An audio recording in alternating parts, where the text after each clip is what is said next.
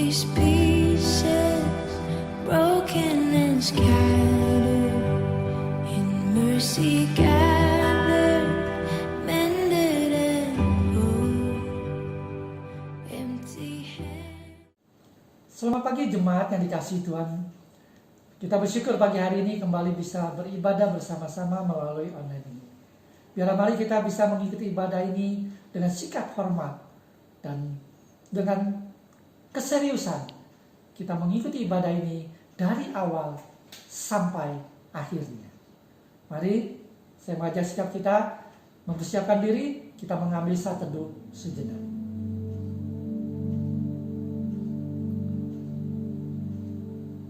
Pertolongan ibadah kita di dalam nama Allah Bapa, Putra dan Roh Kudus yang menciptakan langit dan bumi. Amin.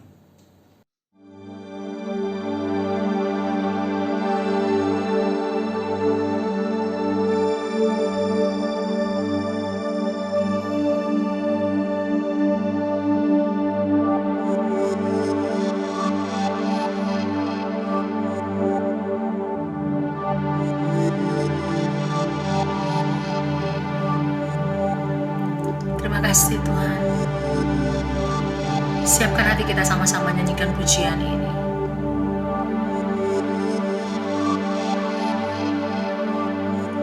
The splendor of the King, clothed in majesty.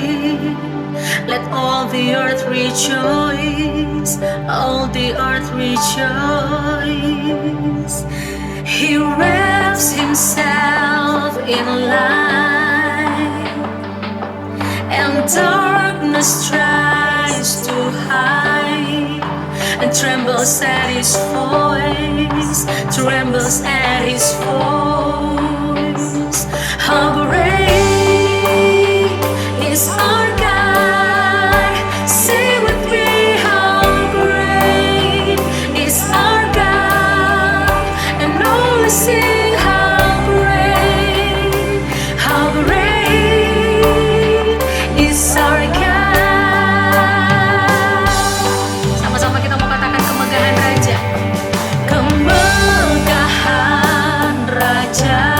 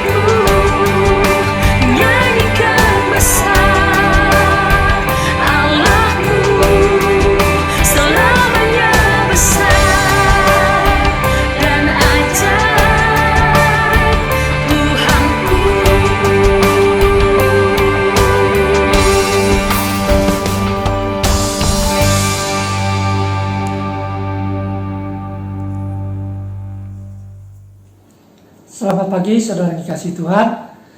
Tiba saatnya kita akan sama-sama membaca dan merenungkan bagian firman Tuhan. Mari kita tundukkan kepala, kita berdoa.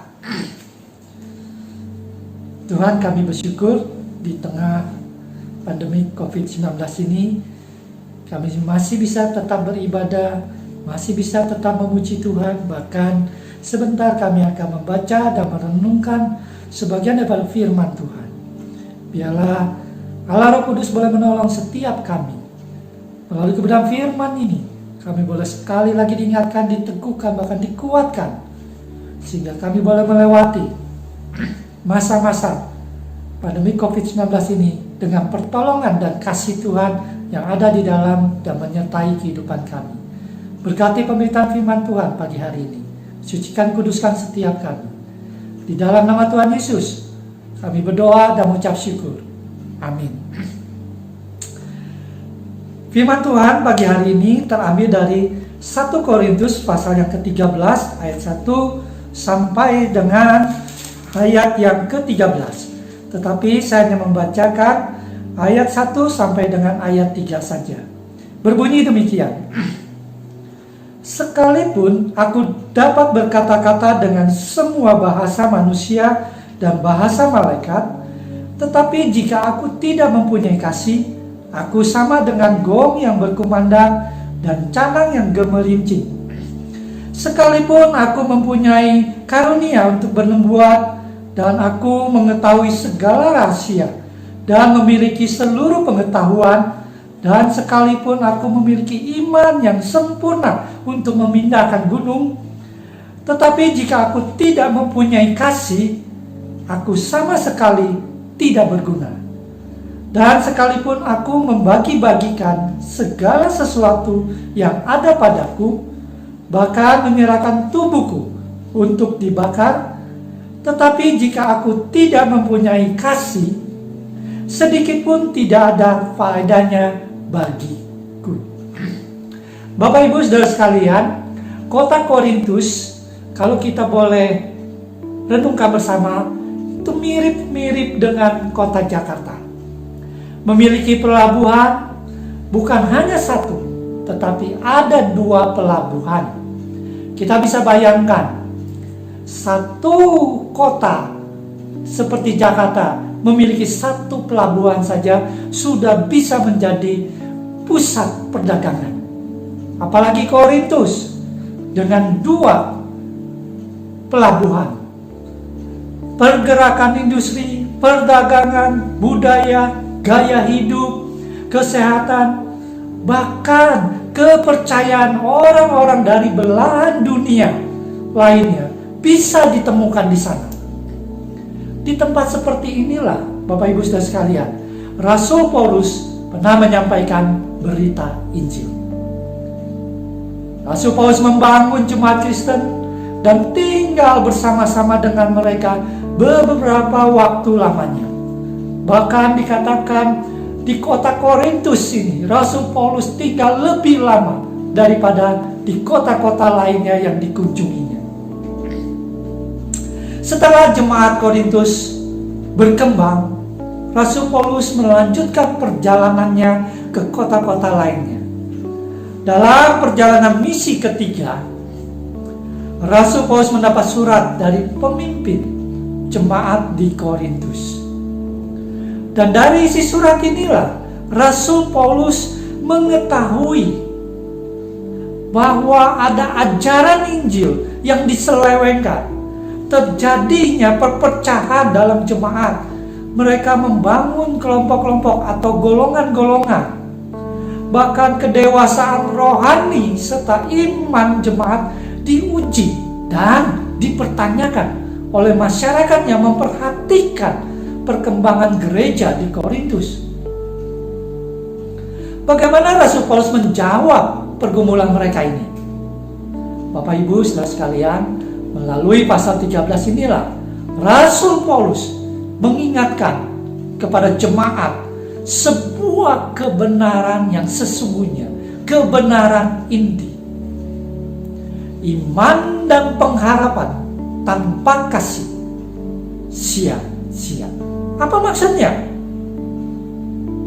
Maksudnya, sebesar apapun iman dan pengharapan yang kita miliki, jika iman dan pengharapan tersebut tidak dibangun di atas dasar kasih yang sejati, maka sia-sia adanya. Kasih sejati yang dimaksud Rasul Paulus itu seperti apa? Kasih sejati yang menggerakkan iman dan pengharapan seseorang. Kalau begitu, kasih seperti apa? 1 Yohanes 4 ayat 19 berkata, kita mengasihi karena Allah lebih dahulu mengasihi kita. Kasih yang bersumber pada diri Allah sendiri. Bapak Ibu, saudara sekalian, ada beberapa hal baru yang kami temukan dan pelajari selama social distancing ini.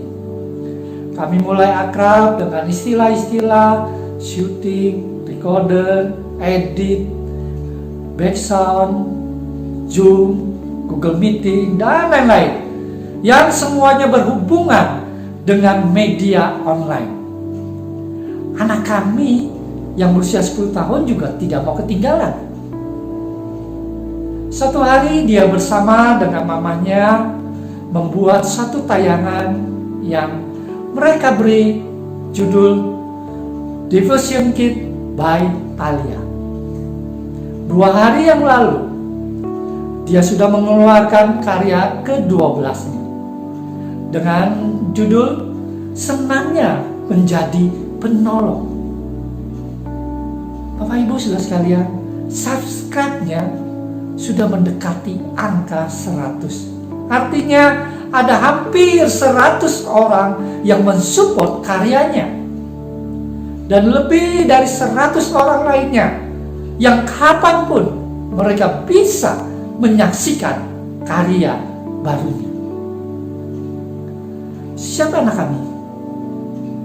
Dia hanya seorang anak yang masih SD. 100 orang yang memberi subscribe, tidak semuanya kenal dia secara langsung. Mereka ada yang tinggal di Medan, ada yang di Jakarta, ada yang di Bali, bahkan ada yang di Sydney. Mereka tahu anak kami dari firman yang disampaikan melalui YouTube. Jadi siapa yang membuat mereka mengenal anak kami? Saat mempersiapkan firman Tuhan ini, saya disadarkan kembali bahwa firman Allah yang membuat anak kami spesial di social distancing ini. Saudara, ini Bombi, boneka yang sering menemani anak kami kalau dia melakukan syuting. Boneka ini sebelumnya tidak ada yang kenal. Dia ada di dalam lemari, tersimpan rapi bersama boneka-boneka yang lainnya. Jika sekarang wajahnya begitu populer dan namanya juga populer, apakah karena anak kami? Bukan. Karena ada firman Tuhan yang menggerakkan mereka menjadi terkenal atau dikenal oleh orang di luar sana. Saudara, jangan pernah beranggapan bahwa diri saudara bukan siapa-siapa. Memang di luar firman, kita tidak ada bedanya dengan orang-orang lainnya. Kita bukan siapa-siapa dan bukan apa-apa. Namun, jika kita sudah berbicara tentang firman yang ada di dalam diri kita, maka kita adalah seseorang yang perlu diperhitungkan kehadirannya, karena kehadirannya bisa memberi pengaruh yang membawa perubahan. Pertanyaannya, firman-nya mana? Firman yang bersumber pada diri Allah sendiri. Allah yang berinisiatif menerjemahkan kasih melalui diri Yesus yang membuat hidup saudara dan saya mengalami perubahan, dan perubahan yang juga mengubah orang lain. Bagi saya, kasih Allah inilah yang menggerakkan hidup saya dan saudara. Tanpa kasih Allah ini, maka perubahan yang kita buat sebesar apapun hanyalah kosong, tidak ada artinya. Seolah-olah kita ada perubahan, namun sebenarnya tidak ada yang berubah. Saudara, mari kita berandai-andai. Seandainya devotion kit yang dibuat oleh putri kami hanya berisi kebaikan moral. Moral adalah pengetahuan tentang mana yang baik dan mana yang tidak baik. Menurut saudara, apakah dapat membawa perubahan? Bisa. Setuju. Isi devotion yang ke-12 yang dibuat anak kami dengan tema penolong. Ya. Putri kami bercerita, sewaktu dia sedang belajar, teman sekolahnya menelpon dia meminta tolong untuk membuat surprise untuk adiknya yang berulang tahun yang ketiga, dengan menggunakan video call. Wah, anak kami sih seneng-seneng aja, dan memang dia melakukannya. Bapak Ibu Saudara sekalian, apa yang terjadi setelah dia mengucapkan selamat ulang tahun melalui video call kepada adik temannya ini? Wah, anak ini sangat senang. Mengapa? Karena dia merasa ada orang lain di luar keluarganya yang mengingat akan ulang tahunnya. Bapak Ibu, permisi tanya. Perkataan terima kasih yang diucapkan oleh teman anak saya ini bisa bertahan berapa lama? 1 hari? 1 minggu? Saya rasa temannya tidak perlu menunggu 1 minggu. Bahkan sampai 3 hari pun dia pasti sudah lupa akan kebaikan yang pernah dilakukan oleh putri kami. Namun saudara, karena ada firman yang mengisi kisah itu dan kemudian dibagikan kembali kepada temannya dan diperlihatkan kepada adiknya, bukan hanya mereka disenangkan karena kisahnya bisa dipakai untuk menolong anak-anak lain, bahwa semua orang perlu ditolong dan bisa menjadi penolong. Saya percaya kedua orang tua anak ini akan mengirim video ini kepada anggota keluarganya yang lain, bahkan kepada sahabat ataupun kenalan-kenalan lainnya. Saudara, firman Tuhan, firman bukanlah tulisan biasa yang ada di Alkitab kita. Firman bukan juga sekedar ajaran moral.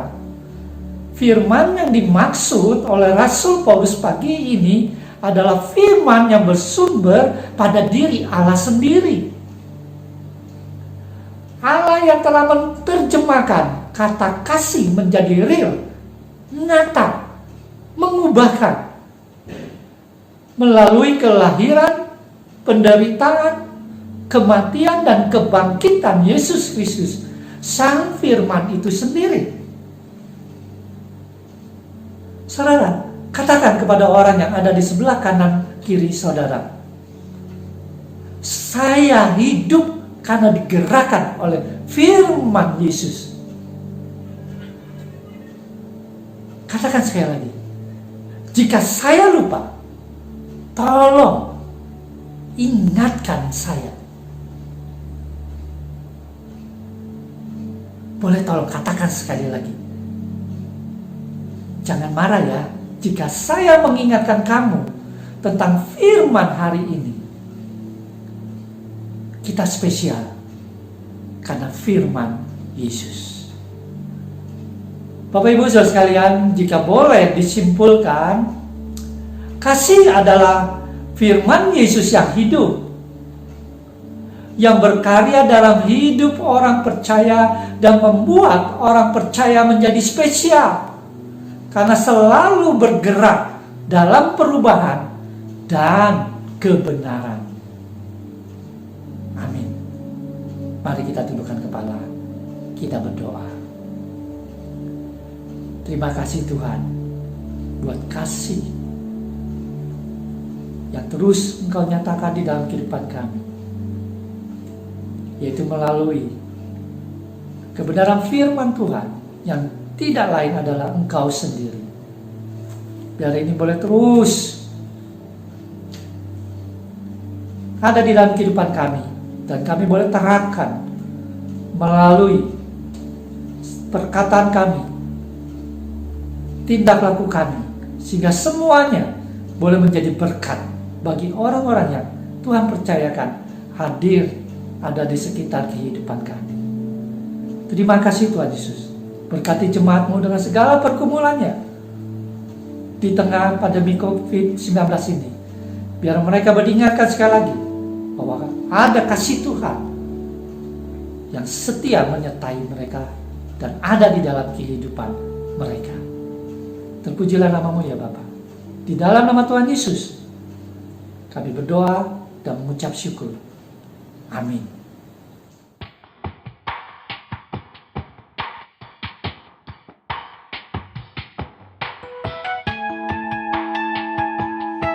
Dan Roh Allah yang kudus memenuhi kita hari ini, memberikan kekuatan dan sukacita.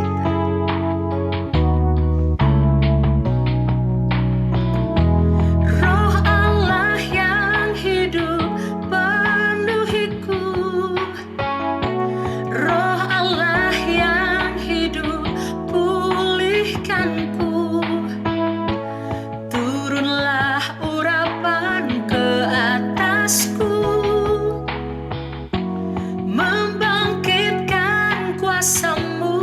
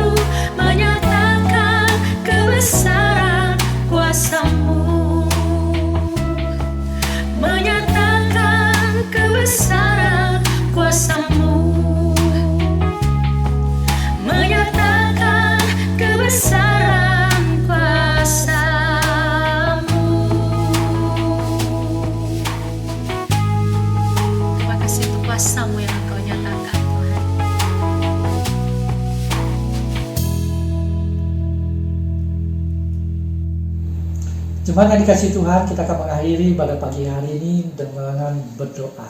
Mari kita tundukkan kepala. Tuhan, kami bersyukur, berterima kasih karena Engkau sudah memimpin seluruh rangkaian ibadah kami pagi hari ini. Dan kami percaya Tuhan, setiap kami sudah diberkati, baik melalui pujian, lebih lagi melalui kebenaran firman Tuhan, yang boleh menguatkan kami, memampukan kami, menghadapi hari-hari kami ke depan, dengan segala persoalan dan pergumulan yang menanti menghadang kehidupan kami. Terima kasih Bapak, terima kasih Tuhan Yesus. Jemaat yang dikasihi Tuhan, arahkanlah hatimu dan terimalah berkat daripada Tuhan. Damai sejahtera daripada Allah Bapa, cinta kasih daripada Tuhan Yesus yang sudah mati dan bangkit bagi engkau, dan persekutuan Allah Roh Kudus akan menyertai engkau mulai hari ini sampai seterusnya. Amin.